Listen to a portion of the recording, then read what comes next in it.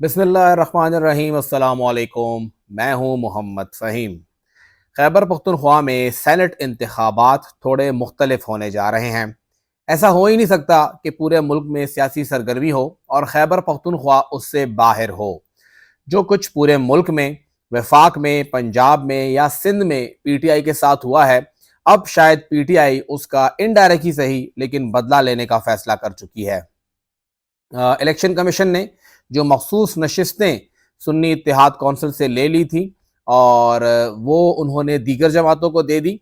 उस हवाले से स्पीकर कौमी असम्बली ने तो हल्फ ले लिया 9 मुंतखब मेंबरान से। पंजाब में भी हल्फ ले लिया गया। खैबर पख्तूनख्वा में अब वो हल्फ लटक गया है और हमारे ज़राए इस बात की तस्दीक कर रहे हैं कि खैबर पख्तूनख्वा हुकूमत ने यह फैसला किया है कि इन मेंबरान से हल्फ नहीं लिया जाएगा। ये तकरीबन कोई 24 मेंबरान बनते हैं। 23 का नोटिफिकेशन हो चुका है और एक का कल नोटिफिकेशन हो जाएगा। तो ये 24 मेंबरान होंगे जिनमें 3 अक़लियत और 21 ख़वातीन शामिल हैं। ये मुस्लिम लीग नून, जेयूआई, पीपल्स पार्टी, एएनपी और पीटीआई पार्लियामेंटेरियन को दी जाने वाली नशिस्तें हैं। ये नशिस्तें अगर हल्फ नहीं लेते, एक तो इनको कोई रोक नहीं सकता, आज हो या कल हो हल्फ तो लिया जाएगा। अगर ये हल्फ नहीं लेते तो क्या सूरत हाल बनती है और हल्फ लेने से रोकने का तरीकाकार क्या बनता है। असम्बली रूल्स ये कहते हैं कि जब भी इजलास होगा तो आप 9 मुंतखब मेंबरान से सबसे पहले हल्फ लेंगे। एजेंडे का पहला पॉइंट ये होगा कि आप उनसे हल्फ लेंगे। अब खैबर पख्तूनख्वा असम्बली का जब भी इजलास होगा तो पहला पॉइंट यही होगा कि आप इन मेंबरान से हल्फ लें। इन 24 मेंबरान से हल्फ ना लेने का फैसला हुआ है तो फिर इसका अल्टरनेट क्या होगा। एक तो यह है कि खैबर पख्तूनख्वा हुकूमत मार्च में ये इजलास नहीं कराएगी। पूरे मार्च में खैबर पख्तूनख्वा असम्बली का कोई इजलास भी नहीं होगा।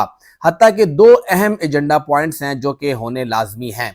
एक है बजट का। हुकूमत ने फैसला किया है कि जिस तरह उन्होंने मार्च का बजट मार्च में पेश किया, इस तरह वो अप्रैल से ऑनवर्ड बजट जो है वो मार्च में पेश करने की बजाय अप्रैल में पेश करेंगे, जिसके लिए 18 मार्च की तारीख थी और अब वो अप्रैल में 4 या 5 अप्रैल को जब भी मुमकिन होगा तब वो ये इजलास तलब करेंगे। दूसरा, इस पूरे के पूरे असम्बली हॉल में जब पोलिंग होती है तो उससे पहले इसको पोलिंग स्टेशन डिक्लेयर करने के लिए इसका एक करारदाद होती है, वो पास की जाती है और पूरा ऐवान उसकी मंजूरी देता है, तभी ये पोलिंग स्टेशन बनता है। सदारती इंतखाब में भी ये हुआ और सेनेट में भी ये होगा। अब अगर करारदाद पेश करने के लिए इजलास तलब किया जाता है तो पहले तो इन लोगों से हल्फ लिया जाएगा। अब हल्फ लेने के लिए हुकूमत तैयार नहीं है तो हमारी इतलात ये है कि खैबर पख्तूनख्वा हुकूमत और स्पीकर खैबर पख्तूनख्वा असम्बली, इन्होंने ये फैसला किया है कि हम असम्बली हॉल में पोलिंग कराते ही नहीं है। हमें ज़रूरत ही नहीं है इस असम्बली हॉल को पोलिंग स्टेशन डिक्लेयर करने की। क्यों ना इस पूरे की पूरी सूबाई असम्बली में एक और जगह है जिसको हम पुरानी असम्बली हॉल कहते हैं, जरगा हॉल, वहां पे पोलिंग कराई जाए। तो ऐन मुमकिन है कि ये करारदाद ना पास हो और ये पोलिंग मेन असम्बली की इमारत के अंदर ना हो बल्कि जरगा हॉल के अंदर हो, तो तब भी ये 24 लोग हल्फ नहीं लेते क्योंकि इजलास ही नहीं होगा तो हल्फ ही नहीं होगा। तो ये 2 चीजें हैं जिनके लिए इजलास लाजमी है और दोनों का तोड़ जो है वो खैबर पख्तूनख्वा हुकूमत ने निकाल लिया है। एक, पोलिंग जो है वो जरगा हॉल में हो जाएगी और दूसरा कि आप बजट जो है वो अप्रैल में पेश कर दें। ऑलरेडी मुज़म्मिल असलम साहब कह चुके हैं कि हम मार्च की तनख्वाहें बर वक्त दे देंगे, लिहाजा आप टेंशन मत लीजिए। अब जब ये 24 लोग हल्फ नहीं लेंगे तो तरीक़ेकार क्या होगा। ऑपोजिशन ने यह फैसला किया है कि वो इसके खिलाफ जा रहे हैं अदालत और इलेक्शन कमीशन। पहली बात तो यह है कि अदालत पहले ही इस हॉल के अंदर कोई फैसला नहीं कर सकती। ऐवान के अंदर स्पीकर बादशाह होता है, हमने देखा है कि वफाक में भी ऐसा हुआ, यहाँ भी ऐसा होगा। ऐवान की कार्रवाई को अदालत में चैलेंज नहीं किया सकता कि हाँ, अगर अदालत इंस्ट्रक्शन देती भी है तो उस पर अमल दरामद करने में भी वक्त लगेगा और अदालत का लिटिगेशन का निज़ाम है वो तो वक्त लेगा, तो ये तो रास्ता नहीं है। दूसरा रास्ता बनता है इलेक्शन कमीशन का। इलेक्शन कमीशन भी किसी भी बारे में कोई फौरी समाअत नहीं कर सकता।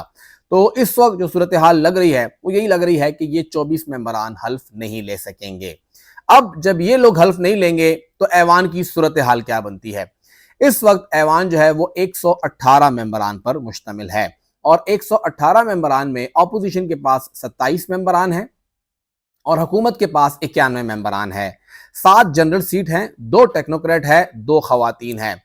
اگر ساری کی ساری اپوزیشن متحد ہو جائے، ان 27 کی 27 جو ایم پی ایز ہیں یہ ایک ہی جگہ پہ ووٹ ڈالیں، ایک ہی امیدوار کو ووٹ ڈالیں اور پورا پلاننگ کے تحت بھی ڈالیں، تب بھی صرف ایک جنرل نشست ان کی سیکیور ہوگی، خاتون نشست، ٹیکنوکریٹ نشست دونوں ان سے چلی جائے گی، اور حکومت کے پاس بآسانی 5 جنرل، 2 خواتین اور 2 ٹیکنوکریٹ کی نشستیں آ جائیں گی۔ ایک جنرل نشست جو ہے اس کے اوپر ٹائی ہونے کا امکان ہے، تقریباً کوئی 16.7 یا 16.8، تقریباً آپ کہہ لیں 17 ایم پی ایس پر اب ایک جنرل نشست آئے گی، اور حکومت کے پاس 91 ٹوٹل اس وقت ان کے پاس ممبر ہیں، اور اگر آپ 5 نشستوں کی بات کر رہے ہیں تو 85 ممبران کے اوپر وہ آرام سے 5 جنرل نشستیں جیت سکتے ہیں، باقی بچے ان کے پاس 6 ممبران۔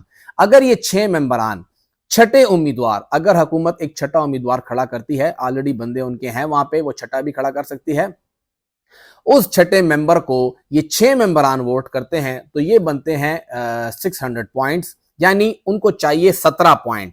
حکومت جو ایک سینیٹر منتخب کرے گی اس کے پاس ہوں گے 1700 پوائنٹ، وہ تو آسانی سے آ گیا۔ اگلے کے پاس جو بچیں گے 27 میں سے، تو اس کے پاس دوسرے سینیٹر کے پاس 10 پوائنٹ آ جائیں گے، یعنی 10 ایم پی ایس کا ووٹ، اس کے پاس 10 ایم پی ایس کا ووٹ ہے، ان کے پاس 6 ایم پی ایس کا ووٹ ہے، یہ جو ایک 10واں سینیٹر بیچ میں آ رہا ہے یہ اس کا فیصلہ ہے۔ اب کیا ہو سکتا ہے، جو 17 ایم پی ایز پہلے بندے کو ووٹ کریں گے اپوزیشن کے، وہ سیکنڈ پریورٹی میں اپنے دوسرے بندے کو ووٹ کریں، تو یہ بنتا ہے کوئی 340 پوائنٹ، یعنی 1000 پوائنٹ ایک اور 340 پوائنٹ اس کو اور ملیں گے، 1340 پوائنٹ اپوزیشن کا جنرل سیٹ کا دوسرا ممبر کما سکتا ہے، یہ اس کو ملیں گے۔ حکومت کا کیا بنے گا؟ اگر حکومت کا یہ ممبر 6 ووٹ اس کو پڑ جاتے ہیں، اس کے ہو گئے 600 پوائنٹ، اور 85 ممبر اس کو سیکنڈ پریورٹی پہ ووٹ کرتے ہیں، تو یہ 20 پوائنٹ بنتے ہیں ہر ایک ممبر کے، اور یہ تقریباً بنتے ہیں 1700 پوائنٹ، یعنی 17 ایم پی ایس کے برابر یہ سیکنڈ پریورٹی آتی ہے، تو یہ 1700 پوائنٹ اور وہ 600 پوائنٹ، اس سینیٹر کے ٹوٹل پوائنٹ بن جائیں گے 2300، تو باقی 17 پہ اور یہ ممبر 2300 پہ آ جائے گا۔ ٹیکنیکلی حکومت کھیلے تو حکومت اپنا چھٹا جنرل نشست کا امیدوار بھی جتوا سکتی ہے، اور اپوزیشن کے ہاتھ صرف ایک سینیٹر آئے گا۔ اب ایک سینیٹر آئے گا تو کیا ہوگا؟ اس ایک سینیٹر کی بنیاد کے اوپر اگر اپوزیشن آپس میں ان کا ایک اختلاف ہو جاتا ہے، جے یو آئی کہتی ہے میرا بندہ آئے گا، پی ایم ایل این کہتی ہے میرا بندہ آئے گا، پیپلز پارٹی تو خیر اب اس پوزیشن میں رہی نہیں اور نہ ہی اے این پی ہوگی، تو ان دونوں جماعتوں کے اندر اگر اختلاف ہوا تو پھر وہ 9 سے زیادہ ووٹ نہیں لے سکے گا، یا اگر ان کو پیپلز پارٹی اور اے این پی کے ووٹ پڑ گئے تو ایک ان کا بندہ بمشکل آ جائے گا۔ اگر ایسا نہیں ہوتا تو پھر یہاں پہ موقع جائے گا حکومت کے پاس، اور حکومت 11 کی 11 نشستیں بھی جیت سکتی ہے، لیکن یہ بہت ہی ایک آئیڈیل سچویشن ہوگی۔